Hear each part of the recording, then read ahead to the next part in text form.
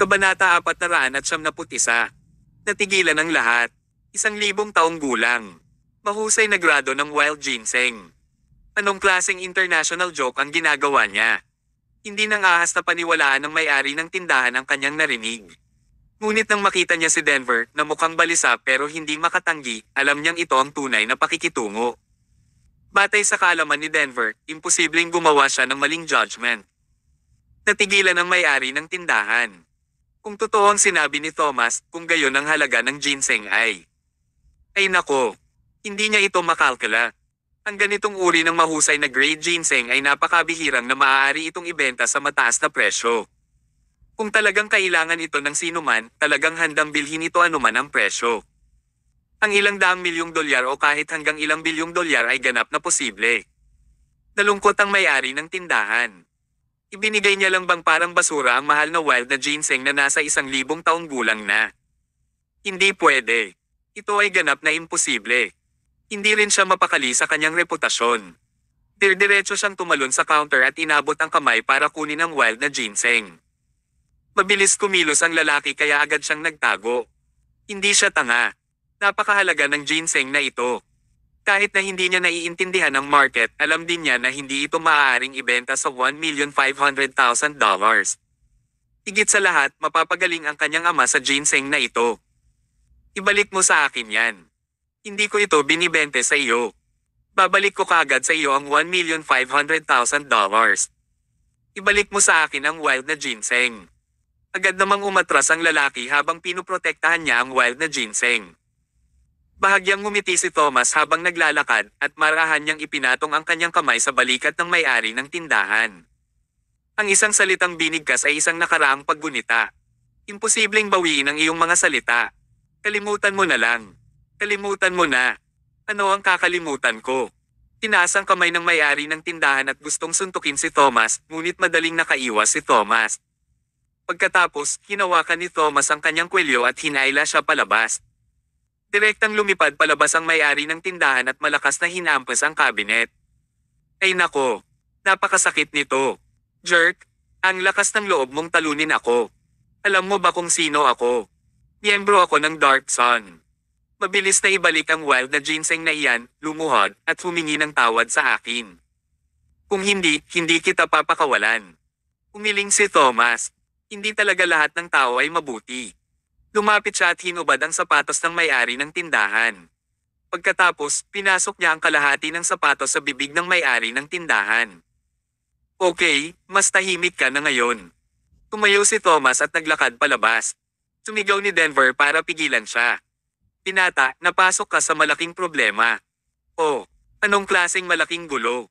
Ang Dark Sun, iyon ang pinakamalakas na organisasyon sa ilalim ng lupa sa Glorious Sun. Kung nasaktan mo sila, nangangahulugan ito na nasaktan mo ang grupo ng mga demonyo sa lugar ng Glorious Sun. Papatayin ka nila. Ang pinakamalaking underground na organisasyon.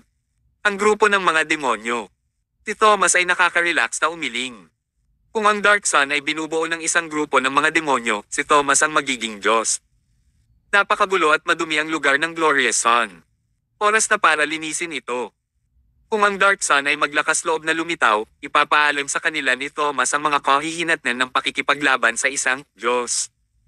Ginoong Curry, salamat sa iyong payo. Paalam. Mayabang na naglakad si Thomas patungo sa kanyang sasakyan. Habang naglalakad siya sa kalagitnaan, bitbit ng lalaki ang ginseng habang naglalakad.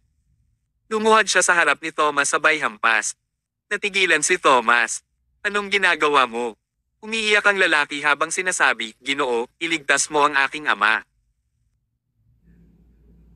Kabanata 492. Natarante si Thomas nang sabihin niya, binigay ko na sa iyo ang ginseng. Ano pa ba ang gusto mo sa akin? Umiyak ang lalaki at sinabing, nasa akin ang ginseng, pero ako ay isang tagalabas. Hindi ko alam kung paano ito gamitin, kaya natatakot akong masasayang ko ang mahalagang halamang ito. Dahil nasasabi mo ang halaga nito, so ikaw ay mayroon natitirang mga kasanayang medikal. Tulungan mo ako.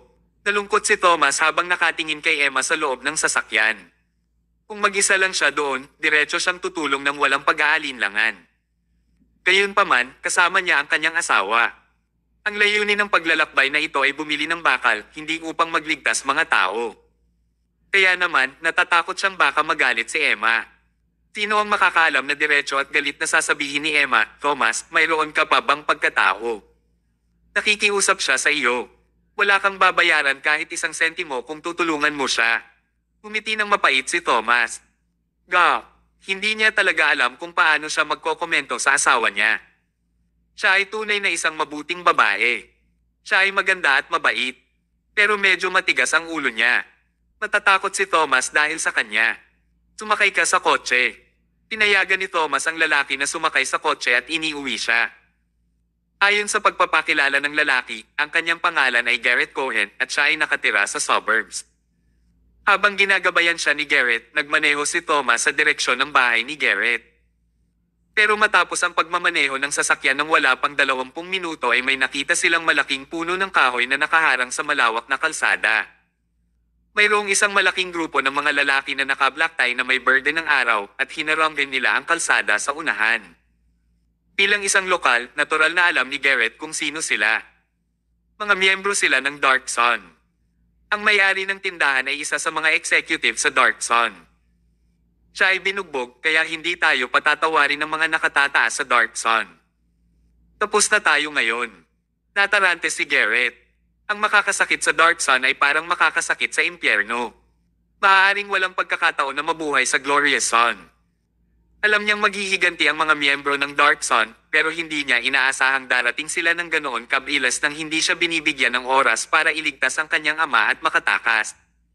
Dahan-dahang huminto ang sasakyan. Tabik na sinabi ni Garrett, Sir, dapat na ata tayong tumalikod at umalis sa lugar na ito. Bago siya matapos magsalita, isang napakalaking puno ng kahoy ang nahulog sa likod at 20 lalaking nakaitim ang lumakad na may dalang bakal na kutsilyo. Sila ay talagang tapos na. Walang pag-asa na itinaas ni Garrett ang kanyang ulo.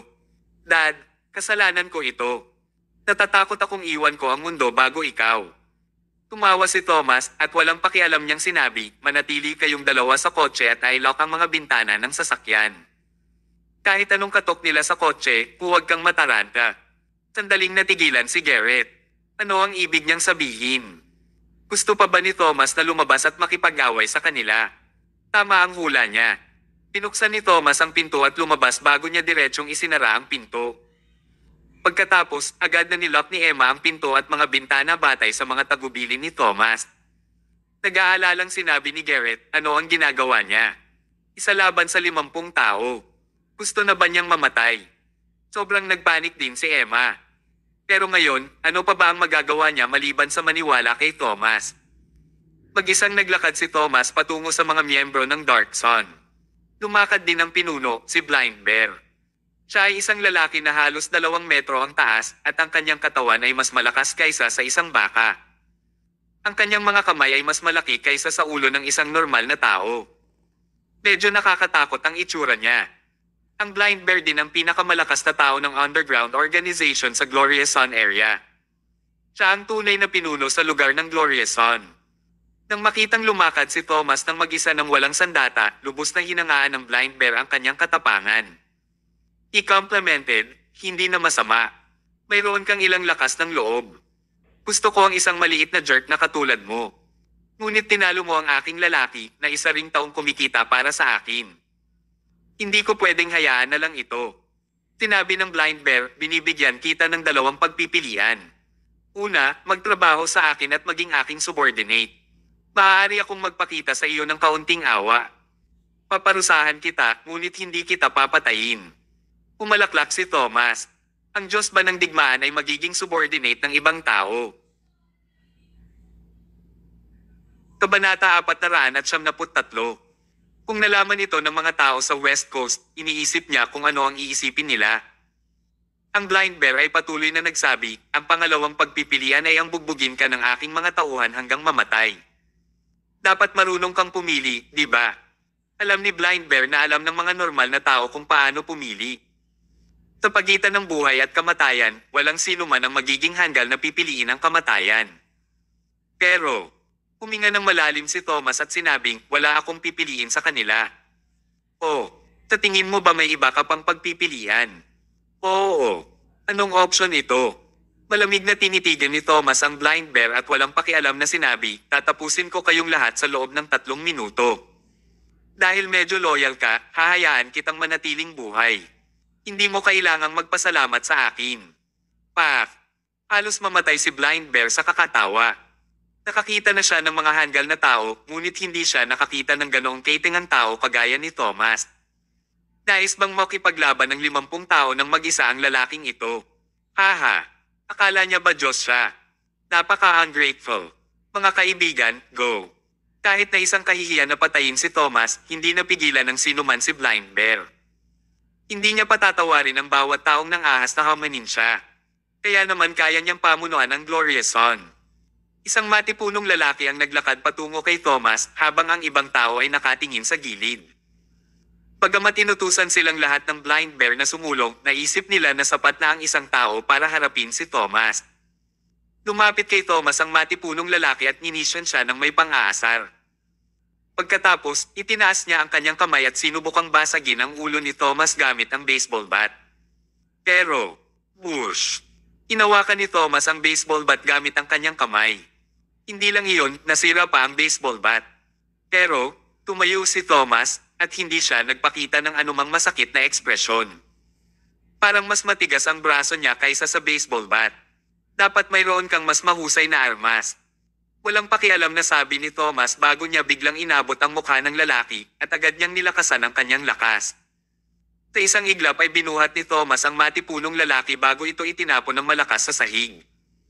Bumagsak ang ulo ng matipunong lalaki sa matigas na daan at tumalsik ang kanyang dugo. Bumagsak ang kanyang mga paa at mukhang siya ay may kapansanan o patay na. Ang biglaang pagbabago ay nagulat sa lahat. Nahigitin ng kakayahan ni Thomas ang kanilang mga imahinasyon. Malakas. Malakas talaga siya. Hindi naman nagalit si blind bear pero nagpakita pa siya ng masayang ekspresyon. Napakagandang manlalaban. Mga kaibigan, pumunta na kayo. Gusto niya talagang makita kung gaano kagaling si Thomas. Kung ang taong ito ay talagang malakas, maaari talaga siyang magpakita ng awa para, espesyal na iligtas, ang krimen ni Thomas at i-recruit siya. Gayunpaman, hindi niya napagtanto na siya ay isang tao lamang na may mababang katayuan, kaya't paano niya maaaring i-recruit ang Diyos ng digmaan. Si blind bear ay talagang bulag. Sumugod ang mga miyembro ng Dark Sun. Naghagis sila ng mga baseball bat, malalaking kutsilyo, ledrilyo, at iba't ibang uri ng sandata kay Thomas. Kung ordinaryong tao, kahit gaano pa siya kagaling, tiyak na mamamatay siya kapag napapaligiran ng napakaraming tao. Ngunit si Thomas ay hindi isang ordinaryong tao. Siya ang Diyos ng digmaan. Hindi siya sumuko. Si Thomas ay parang Diyos na nagmula sa langit. Bawat suntok at sipa mula sa kanya ay direktang makakapatay sa mga taong sumugod sa kanya, lalo na pagkatapos niyang humawak ng kutsilyo. Ang kanyang killing mode ay na-activate. Kapag ang mga tao ay lumalapit sa kanya, maaaring mabali ang kanilang mga kamay o binti at umalangaw-ngaw ang mga hiyawan ng mga ito. Makalipas ang mahigit 1 minuto, nanatiling hindi nasaktan si Thomas at naging mas malakas siya habang umuusad ang labanan. Ngunit ang mga miyembro ng Dark Sun ay nasugatan o namatay. Dahan-dahan, sa wakas ay naramdaman ni blind bear na may mali. Medyo pervert ang lalaking ito. Kabanata 474. Matagal nang naging gangster si blind bear, kaya marami na rin siyang nakilalang magagaling na tao. Ngunit, hindi pa niya nakilala ang isang mahusay na tao tulad ni Thomas na maaaring ilarawan bilang twisted. Nakipaglaban sa 50 tao. Nag-iisa. Ang punto ay lahat ng 50 taong ito ay may hawak ring sandata. Kahit dumating si Tiger, kailangan din niyang magpahinga kahit saglit, lalo na ang isang normal na tao. Sino ba ang lalaking ito? Sobra siyang malakas. Katulad ng sinabi ni Thomas sa simula. Tinapos niya ang labanan sa loob ng 3 minuto. Wala pang 3 minuto talaga iyon. Ang 50 tao na dinala ni blind bear ay nalugmok sa dugo at karamihan sa kanila ay nabali ang mga paa. Sila ay nakatadhana na magkaroon ng kapansanan. Nagkaroon lamang sila ng kahihinatnan sa pakikipaglaban kay Thomas na miserable. Isang mahabang hininga ang pinakawalan ni Thomas at nakaramdam siya ng labis na kagalakan. Ito ay isang uri ng kaligayahan na sa wakas ay naibsan pagkatapos ng matagal na panahon.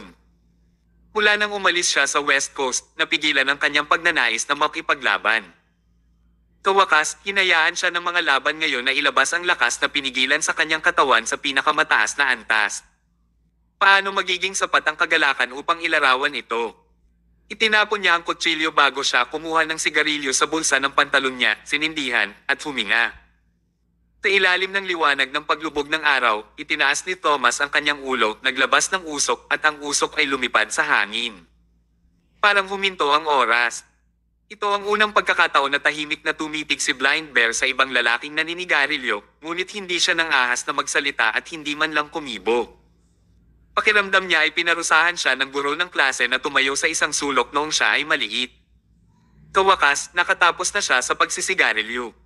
Dahan-dahang naglakad si Thomas papunta kay Blind Bear at ang intensyon na pumatay sa kanyang tingin ay naging mas mahina. Pero kahit ganon, sa tagal niyang nakatitig kay Blind Bear, ginawa pa rin niyang takot si Blind Bear kaya nanghina siya at bumagsak sa sahig. Siya ay isang matangkad na lalaki na halos 2 metro ang taas, ngunit siya ay napakahina tulad ng isang 3 taong gulang na bata sa harap ni Thomas. Tinitigan siya ni Thomas at walang pakialam na nagtanong, gusto mo pa ba akong i-recruit para maging allipiers mo ngayon? Hindi alam ni Blind Bear kung dapat ba siyang yumoko o tumawa. Anong klaseng biro iyon? Ang taong ito ay isang demonyo mula sa impyerno. Kukuhain siya bilang kanyang allipiers. Haha, marami bang buhay si Blind Bear? Hindi, bro, pasensya na. Napakamangmang ko kaya hindi ako dapat lumaban sa iyo. Bahagyang ngumiti si Thomas habang sinasabi, huwag kang masyadong kabahan. Sabi ko hindi kita papatayin. Tinuro niya ang puno ng kahoy sa kalsada. Linisin mo ang daan. Nagmamadali ako ngayon. Sige. Si Blind Bear ay hindi nang ahas na magantala. Agad niyang hinayaan ang mga nasasakupan na makakakilos pa ng mabilis para tumulong sa paglilinis sa mga sagabal sa kalsada. Pagkatapos, magalang silang tumayo sa gilid ng kalsada habang nakayuko. Walang ibang sinabi si Thomas. Tumalikod na siya at sumakay sa kotse bago niya inapakan ang accelerator at umalis sa site. Hindi niya sinaktan si Blind Bear. Ito ay hindi dahil siya ay nang ahas na hindi saktan si Blind Bear. Hindi lang talaga ito kailangang gawin. Ang Glorious Sun ay teritoryo na ngayon ni Blind Bear. Ito ay nasa isang matatag na kondisyon bagaman hindi ito malusog. Pero kung papatayin niya si Blind Bear, ang ganitong uri ng matatag na kondisyon ay ganap na babagsak ito. Sa oras na iyon, ang buong sistema ng Glorious Sun ay babagsak. Kung walang pinuno, lahat ay nais na maging pinuno. Pagkatapos, ang mga bagay tulad ng pagbuo ng mga gang, pambobola, at pagkidnap ay magiging mahirap kontrolin at ito ay mawawala ng kontrol. Sa makatuwid, bagong opisyal na muling ayusin ni Thomas ang Glorious Sun sa isang malaking sukat. Kailangan niyang gumamit ng Blind Bear upang mapanatili ang komplementaryong balanse para ang sistema sa Glorious Sun ay hindi bumagsak. Ang pagkakaroon ng isang sistema ay mas mahusay kaysa sa pagkawala ng kontrol kahit na ang sistemang ito ay lubhang hindi maganda. Kabanata 475. Isang Ferrari ang minamaneho sa aspaltong kalsada. Hindi masyadong nagulat si Emma dahil sanay siyang makita ang kakayahan ni Thomas sa isang laban pero iba si Garrett. Kailan pa siya nakakita ng ganoong sitwasyon? Sa sandaling iyon, ang paraan ng pagtitig niya kay Thomas ay parang isang taong nakatingin sa Diyos. Sir, ikaw ba ay Diyos mula sa langit? Umalaklak si Thomas. Ako si Thomas Mayo. Dati akong sundalo kaya mas nakakagalaw ako. Ang tawag ba dito ay better? Lubos na hinangaan ni Garrett si Thomas sa mental at pisikal. Si Thomas ang dapat na itsura ng kalalakihan. Tahimik ito sa daan. Matapos maipaandar ang sasakyan ng napakatagal na panahon, dahan-dahan itong huminto sa isang manor farm. Bumaba sila ng sasakyan. Medyo nagulat si Thomas. Ang manor na ito ay mukhang medyo malaki at mayroong maraming mga tagapaglingkod.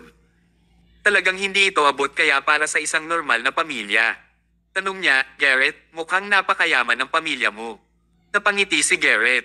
Hindi mayaman ang pamilya ko, pero ang tatay ko. Isa siyang businessman kaya malaki ang kinikita niya. Siya ay may higit sa 10 asawa at higit sa 30 anak. Isa lang ako sa mga anak niya kaya limitado rin ang perang ibinibigay niya sa akin. Ha! Nagkatinginan sina Thomas at Emma at pareho silang hindi makapaniwala. Anong panahon ito ngayon? Paano pa nabubuhay ang ganitong uri ng mayaman? Naglakad sila papasok sa mansyon. Naglakad si Garrett habang nagpapakilala, ang aking ama ay palaging mahina dahil marami siyang babae. Nagkasakit pa nga siya, kaya't mukhang napakalubha niya. Although he is very affectionate, he actually treats his children like us quite well. So, kahit na hindi ko siya gusto, kailangan ko pa ring bayaran ang kanyang pangangalaga. Tumango si Thomas. Maaari niyang sabihin na si Garrett ay napakabuting anak. Maya-maya ay dumating na ang lahat sa malaking bahay. Ito ay tila isang sinaunang European style na gusali noong Middle Ages. Pagkapasok nila sa bahay, may napakalawak na sala. May mga 30 tao at sila ay parang mga anak ni Mr. Cohen at mga doktor na inimbitahan ng mga bata. Habang naglalakad papasok si Thomas ay pinandilatan siya ng lahat. May ibang tao bang dumating ulit para agawin ang pera? Haha.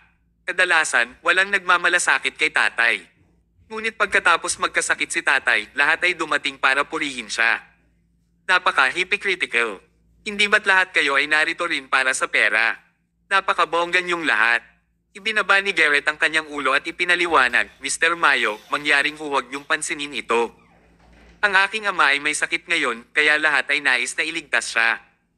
Sa ganoong paraan, mapapaborin sila ng aking ama para makakuha sila ng malaking halaga. Tumango si Thomas. Naintindihan niya ito sa isang tingin lang. Maging ang magkapatid ay maaaring tumalikod sa isa't isa sa harap ng pera, lalo pat walang pagmamahalan sa pagitan ng mga batang ito. Pagpasok nila sa loob, isang matangkad na lalaki ang lumapit at hamarang sa daraanan ni Thomas. Mamulong si Garrett, siya ang panganay kong kapatid, si Lane Cohen. Si Lane ay may hawak na tabako. Tinulyapan niya si Thomas bago siya tumingin kay Garrett. Umisi siya. Gary, sino itong kakaibang tao na dinala mo? Mabilis na paliwanag ni Garrett, ito si Mr. Mayo. Ang kanyang mga kasanayan sa medikal ay namumukod tangi. Tinadya ko siyang yayain na pumunta at magpagamot kay Dad. Oo, tinulungan pa ako ni Mr. Mayo na bumili ng 1,000 taon na wild ginseng. Gaya ng sinabi niya, binuksan niya ang kahon at ipinakita ang ginseng sa loob. Ibinaba ni Garrett ang kanyang ulo, sumulyap at ngumiti. Ano ba ito? Paano mo ito matatawag na ginseng nang walang kahihiyan? Gary, you're still so stupid as usual. Lagi kang niloloko. Lumingon siya at tumingin kay Thomas. Pagkatapos, sabi niya, kunin mo ang iyong basura at lumabas ka na. Maaari mong lokohin si Gary, ngunit hindi mo ako maloloko. Kabanata 476. Nakaramdam ng galit si Garrett. Kawakas ay inimbitahan na niya si Thomas. Kung itinaboy si Thomas ng ganoon, paano niya makakaharap pa si Thomas? Lalo siyang naawa sa ama niya. Nag-aalala siyang baka magalit si Thomas, kaya gusto niyang ipagtanggol si Thomas. Gayunpaman, mukhang kalmado si Thomas habang sinasabi niya, natatakot ka ba na mailigtas ko ang iyong ama, pagkatapos ay kukunin ko ang iyong utang at bahagi ng iyong pera? Nagdilim ang ekspresyon ni Lane. Alam na alam nilang lahat ito, ngunit wala ni isa sa kanila ang nang-ahas na sabihin ito ng malakas. Alam ito ng lahat. Medyo masama ang tunog ng pagkakasabi. Pero, inilantad ni Thomas ang conspiracy na ito, kaya hindi ito maitago ng mga taong ito. Galit na umungol si Lane, kalokohan. Walang pakialam na sinabi ni Thomas, kung hindi ka nag-aalala tungkol sa pagbabahagi ng pera sa akin, bakit mas gugustuhin mong panoorin ang pagkamatay ng iyong ama kaysa hayaan akong gamutin siya? Pinabulaanan niya si Lane to the point na hindi na nakaimik si Lane. Tinuro niya ang ilong ni Thomas. Sino ka ba? Paano kung patayin mo ang aking ama? Sa oras na ito, tumayo si Garrett at sinuportahan si Thomas. Kung hindi rin siya mapagaling ni Mr. Mayo, I'll not interfere with this. Hindi na ako magiging miyembro ng pamilya Cohen. Maaari mong ibahagi ang pera sa alinmang paraan na gusto mo. Ayoko ng kahit na anong piso mula doon. Interesado si Lane. May kumislap din sa mga mata ng ibang tao. Ito ay natural na isang bagay na nais ng lahat na makakita ng isang mas kaunting tao upang ibahagi ang pera. Kung ito ang kaso, maaari kang pumunta at gamutin siya. Lumayo si Lane kay Thomas. Naglakad si Thomas at ang dalawa pang tao sa hagdan patungo sa silid ni Mr. Cohen Sr. Umisi si Lane sa likod. Gamutin ang sakit ng kanyang ama. Haha, anong biro iyan? Si Mr. Cohen Sr. ay may sakit na hindi mapapagaling ng ilang dosenang sikat na doktor. Kung madali lang sana siyang gumaling, matagumpay sana siyang nagamot ng mga doktor. Paano magiging posible na eye drug hanggang ngayon? Kaya naman, walang pakialam si Lane kay Thomas. Sa kanyang opinyon, tiyak na hindi makakakuha ng pera si Garrett. Pangalawang palapag. Pinuksan nila ang pinto at pumasok sa kwarto. Pinabantayan ng ilang lingkod ang isang elder at labis silang kinakabahan kapag may nangyari. Napapikit ng mariin ang matandang iyon at napakaputla ng kanyang kutis. Napakahina ng kanyang paghinga. Ang pinaka nakakatakot, sobrang payat niya. Siya ay balat at buto na ngayon at ang kanyang ulo ay kalbo na. Tinanong ni Thomas, ilang taon na ang iyong ama? 64 na taong gulang. 64 years old pa lang siya pero ganito na siya. Iniisip ni Thomas kung gaano karaming babae ang karaniwan niyang nakasama. Tinurot ni Emma ang braso ni Thomas at pamulong, ito ay isang babala para sa iyo. You have to behave yourself, you'll be usap ng mga babae. Hindi nakaimik si Thomas. Naglakad siya papunta sa kama. Matapos niyang suriing mabuti ang kalagayan ni Ginoong Cohen Sr., tumango siya at may nasa isip niya.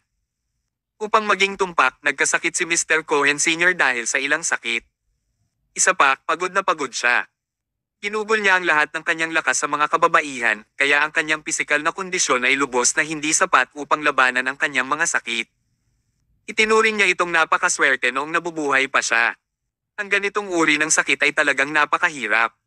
Kahit na si Thomas ay may mahusay na mga kasanayan sa medikal, hindi pa rin ito sapat na walang mga gamot para sa paggaling. Sa kabutihang palad ay nakuha nila ang 1,000 taong gulang na wild ginseng. Kung hindi, kahit si Thomas ay maaaring mabaygo. Papel at panulat. Agad namang pinadalhan ni Garrett ang katulong. Kinuha ni Thomas ang panulat at may sinulat sa papel bago niya ibinigay kay Garrett. I handle ang ginseng batay sa isinulat ko sa papel, pagkatapos ay dalhin ito dito pagkatapos ng kalahating oras. Sige. Kabanata 477. Personal itong ginawa ni Garrett.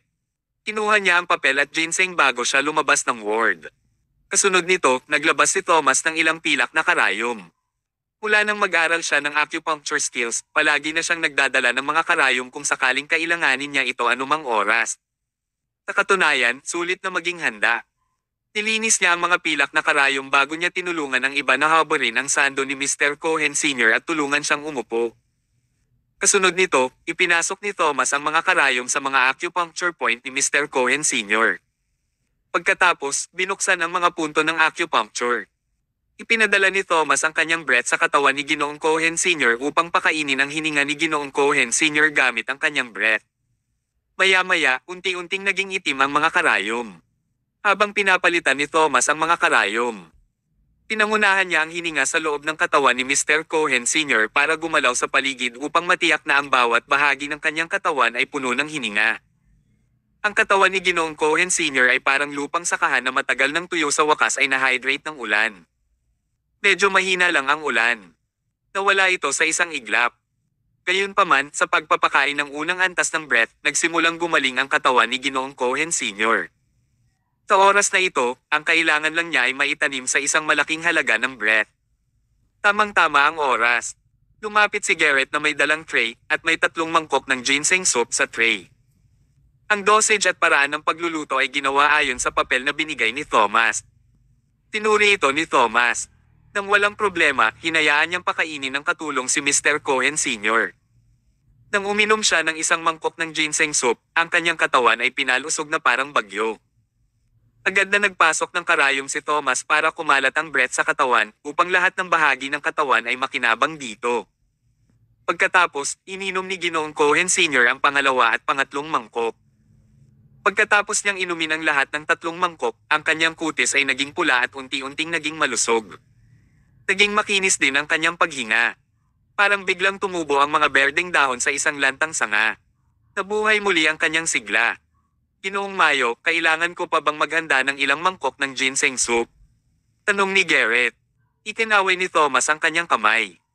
Kahit na ang 1,000 taong gulang na wild ginseng ay matanda na, hindi rin ito basta-basta makakain. Ang kasalukuyang dosage ay itinuturing na napakataas para sa mga normal na tao. Ngunit, napakahina ng katawan ni Ginoong Cohen Sr. Kung normal lang siyang tao, na nosebleed na sana siya. Ang dosage ay sapat na, walang pakialam na sabi ni Thomas. Kaya, tatay ko, huwag kang mabalisa. Ang kanyang katawan ay nangangailangan ng oras upang makabawi. Hayaan mo lang siyang tahimik na humiga ng 1 oras. Magiging maayos siya pagkatapos kong magpasok ng ilang karayom sa kanya. Nagpakita ng kaligayahan si Garrett. Ibig bang sabihin nito ay gumaling na ang kanyang ama? Tahimik na tinitigan ni Emma si Thomas at puno ng paghanga ang tingin nito. Ang mga lalaki ay palaging ang pinakagwapo kapag sila ay seryoso. Ito ang unang pagkakataon na nakita ni Emma si Thomas na seryosong ginagamot ang isang pasyente. At saka, napakagaling niya. Hindi siya mukhang newbie. Mahirap para sa kanya na isipin na natutunan lang ni Thomas ang mga kasanayang medikal na iyon sa loob ng 1 buwan. Naisip pa ni Emma kung papayag ba siyang maging opisyal na doktor si Thomas. Ang sweldo ay talagang hindi masama. Habang nag-iisip siya, may ilang taong lumapit sa pinto. Isa sa kanila ay si Lane. May hawak pa siyang tabako sa kanyang bibig at naiinip niyang sinabi, "Hoy, tapos ka na ba? Magagawa ito ng mga doktor sa maikling panahon, ngunit halos 1 oras ka na rito. Bakit? Nagsasagawa ka ba ng operasyon? Bakit ang tagal mo?" Bago siya matapos magsalita, isang karayom ang tumilapon at itinulak ang tabako mula sa bibig ni Lane, dahilan para lumipad ang tabako palabas ng pinto. Hindi man lang lumingon si Thomas. Mahina ang pasyente. Hindi niya kayang tiisin ang usok ng sigarilyo. Madyay gising ang pasyente sa loob ng 1 oras. Maghintay ka na lang sa labas. Ang mga mata ni Lane ay kumislap ng apoy. Okay, 1 oras ha. Maghihintay ako. Gusto kong makita kung ano ang nilalaro mo dito. Kung hindi mo kayang petuhin ang aking ama, huwag mong asahan na madali kang makakaalis. Ang pamilya Cohen ay hindi maaaring lokohin ng sinuman. Kabanata 478. Hindi siya pinansin ni Thomas habang nakatutok sa pagpasok ng mga karayom. Kailangan niyang tiyakin na pinangunahan niya ang breath sa pinakatumpak na bahagi sa bawat karayom. Tara na. Dinala ni Lane ang kanyang barkada para lumabas ng kwarto at naghihintay sila sa lobby sa unang palapag. May lumapit at nagsabing, "Bro, sa tingin mo ba ay mapagagaling talaga ng lalaking inimbitahan ni Gary ang tatay natin?" Umisi si Lane. "Sa tingin mo posible ba? Nag-imbite kami ng maraming sikat na doktor pero hindi nila siya mapagaling. Nag-imbite pa kami ng maraming dayuhang doktor pero hindi nila mapagaling ang aming ama. Sabi nila kailangan daw ng ating ama na pakainin ng malaking halaga. Kahit na ang isang piraso ng 100 taong gulang na ginseng ay hindi maaaring gamutin ito. Hindi na ito ang problema ng mga medikal na kasanayan. Mas mahalaga ang gamot. So, ano ang dapat nating alalahanin? Pumunta ka at kumuha ng grupo ng mga tao ngayon. Hayaan nating makatikim ng kapitan ang lalaki iyon makalipas ang 1 oras." Umanggo ang lalaking iyon bago tumalikod at naghanap ng iba.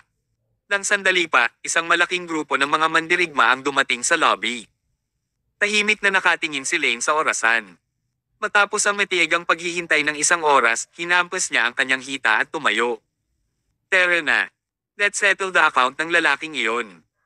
Nagdala siya ng malaking grupo ng mga tao na umakyat sa hagdan para pumunta sa silid ni Mr. Cohen Sr. sa 2 palapag.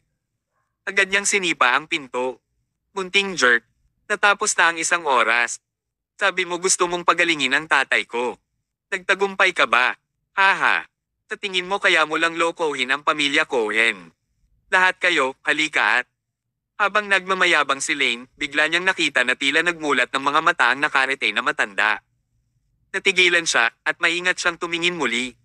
Oo, talagang mulat ang mata si Mr. Cohen Sr. Talagang gumaling ang kanyang karamdaman. Ito. Natigilan si Lane. Kahit anong isipin niya, hindi niya inaasahan na talagang pagagalingan ni Thomas ang kanyang ama. Ang kanyang ama ay hindi mapagaling ng maraming sikat na doktor, pero paano siya mapagaling ni Thomas? Ito ay imposible. Ito ay dapat na isang ilusyon. Maingat na naglakad si Lane patungo sa kama, tumawa, at nagtanong, "Tay, nakikilala mo pa ba ako?" Gusto niya talagang makita kung naka-recover na ba talaga ang tatay niya o may terminal lucidity lang. Gayunpaman, tinitigan siya ng masama ng kanyang ama at pinagalitan, "How dare you so shamelessly na bumalik? Hindi ba matagal na kitang pinalayas? Labas. Lumabas ka na ngayon." Nagdilim ang ekspresyon ni Lane. Noong una ay naisipan niyang umuwi para kumuha ng pera ng may malubhang karamdaman ng kanyang ama. Pero, hindi namatay ang kanyang ama at tuluyan na itong gumaling. Ang mas ikinagalit niya ay ang kanyang ama ay hindi napagaling ng kanyang mga tao. Walang pakialam na sinabi ni Thomas, kagagaling lang ng pasyente, kaya hindi siya dapat magalit. Pilasan mo at umalis ka na. Nagngangalit si Lane, at wala siyang masabi. Hindi siya naglakas loob na kumilos ng mapangahas sa harap ng kanyang ama. Direkta siyang tumalikod, lumabas ng kwarto, at galit na umalis. Bago umalis si Lane sa pamilya Cohen, itinuro niya ang main gate ng manor at umungol, lahat ay basura. Maghintay at tingnan mo ha. Babalik ako at papatayin ko kayong lahat balang araw. Taway niya habang iniiwan ang pamilya Cohen. Ang pamilya Cohen, sa kwarto. Matapos malaman ni Ginoong Cohen Sr. ang lahat, nabalisan niyang hinawakan ang mga kamay ni Thomas. Kabanata 499. Ginoong Mayo, henyo ka talagang doktor. Kung hindi dahil sa'yo, namatay na ako. Walang pakialam na sinabi ni Thomas, I actually just took the advantage. Ang taong dapat mong lubos na pasalamatan ay si Garrett. Kung hindi siya gumastos ng $1,500,000 para bilhin ang ginseng at nakipagtalo sa may-ari ng tindahan, hindi sana ako nasangkot dito. Tumango si Mr. Cohen Sr. Tinitigan niya ang kanyang anak at sinabing, Garrett, I'm actually not optimistic about you out of so many children. Mabait ka pero hindi mapag-aalinlanganan. Masyado kang mahina. Pero dahil dito, nagtuon ka sa pagligtas sa akin kapag iniisip ng iba na kunin ang pera ko. Mukhang darating ang ability mamaya. Ang personalidad ang pinakamahalaga. Mabuti. Iniabot ni Mr. Cohen Sr. ang kanyang kanang kamay upang tanggalin ang gintong singsing sa kanyang gitnang daliri. Halika, Garrett, kunin mo. Tatay, ito ang singsing na kumakatawan sa ulo ng pamilya. Anong ginagawa mo? Malamig ang ekspresyon ni Mr. Cohen Sr. habang sinabi niya, tignan mo. Hindi mo ba naiintindihan ngayon? Pinibigay ko na sa iyo ang posisyon ng ulo ng pamilya. Napakagaling mo, pero masyado kang sentimental. Kailangan mong baguhin ang iyong pagkatao. Kailangan mong magbago. Hindi nang ahas si Garrett na magsalita pa at inabot niya ang singsing. Sinabi ni Ginoong Cohen Sr., mula ngayon, ikaw ang pinuno ng pamilya Cohen. Dahan-dahan kong ituturo sa iyo kung paano ay handle ang negosyo ng ating pamilya. Para sa mga kapatid mo, bigyan mo lang sila ng pera at itaboy mo sila. Tama ba yun? Anong hindi nararapat? Yung pera ko lang iniisip ng mga yon. Kung mas hinahanap nila ang aking pera, mas sisiguraduhin kung hindi nila ito makukuha. Ito ay itinuturing na hindi masama dahil handa akong magbayad sa kanila ng ilang dismissal fees. Garrett, pumunta ka na at tapusin mo na ito. Sige. Isinuot ni Garrett ang singsing at lumabas ng kwarto. Tinanong muli ni Ginoong Cohen Sr. si Thomas, Mr. Mayo, please don't mind me asking. Hindi ko narinig ang tungkol sa isang hindi ka pani-paniwalang doktor na tulad mo sa Glorious Sun dati. Hindi kami mula sa Glorious Sun. Hindi nakapagtataka. So, bakit ka nandito? Upang bumili ng ilang bakal. Matapat na sumagot si Thomas, bumili kami ng isang batch ng bakal mula sa Burning Beard at darating ang stock bukas ng tanghali. Babalik kami pagkatapos nating kunin ang stock. Burning Beard. Puno ng pag-aalala ang ekspresyon ni Mr. Cohen Sr. Matagal na siyang nasa Glorious Sun, kaya natural na naiintindihan niya ang Burning Beard ng napakalinaw. Bagamat wala siyang anumang business deal sa kanya, naiintindihan niyang mabuti ang estilo ng pagtatrabaho ni Burning Beard. Magiliw na sinabi ni Ginoong Cohen Sr., Mr. Mayo, please don't mind me talking, but Burning Beard is greedy and perverted. Ginagawa niya ang lahat ng uri ng masamang bagay. Kung gagawin mo ang isang deal sa negosyo sa kanya, kailangan mong maging maingat. Kung may kailangan ka, talagang tutulungan ka ng pamilya namin. Umalaklak si Thomas. Salamat sa iyong kabaitan, Mr. Cohen. Kung kailangan ko, lalapit ako at hihingi ng tulong sa iyo. Pagkaraan ng ilang sandali nilang pag-uusap ay nagdilim ang langit. Imposibleng bumalik sina Thomas at Emma sa hotel. Naghapunan sila at nanatili sa pamilya Cohen. Umiga sila sa malambot na kama ni Siemens. Nakahinga si Emma habang nakatitig sa rooftop at sinabing, napakahabang araw. Pabrika, tindahan ng gamot, highway, at manor. Ang mga nangyari ngayon ay higit pa sa nangyari sa isang taon. Nakangiting hinubad ni Thomas ang kanyang jacket. Magpahinga ka ng maaga. Kailangan nating kunin ang mga stock bukas. Sa pagsasalita tungkol dito, Thomas, sa tingin ko ay tila may nakatagong kahulugan sa mga salita ni Ginoong Cohen Sr. Siguradong may mali sa burning beard na iyon. Kapag kinuha natin ang stock bukas, dapat nating suriin ito ng maayos. Sige. Nang hinubad ni Thomas ang kanyang sando, naiisip niya ito. Ang matitiyak ay hindi tapat na ibibigay ni Burning Beard ang stock sa kanila. Siguradong magkakaroon ng malupit na labanan bukas. Bukod doon, pagkatapos ng labanan sa araw, si Burning Beard ay tiyak na magpapadala ng mas malakas na manlalaban bukas. Ano man ang mangyari, ang unang misyon niya bukas ay protektahan si Emma. Kabanata 500. Maaliwalas ang langit at perpekto ang panahon. Ang araw ay sumikat at isang bagong araw ay dumating. Matapos mag-almusal sina Thomas at Emma kasama ang pamilya Cohen, nagpahinga sila sa manor ng kalahating araw. Nang tanghali na, umalis na sila. Bago sila umalis, pinaalalahanan sila ni Garrett at ng kanyang ama na tiyak na hindi mabuting tao si Burning Beard. Hiniling nila kina Emma at Thomas na maging mas maingat. Nanatili silang tahimik sa daan.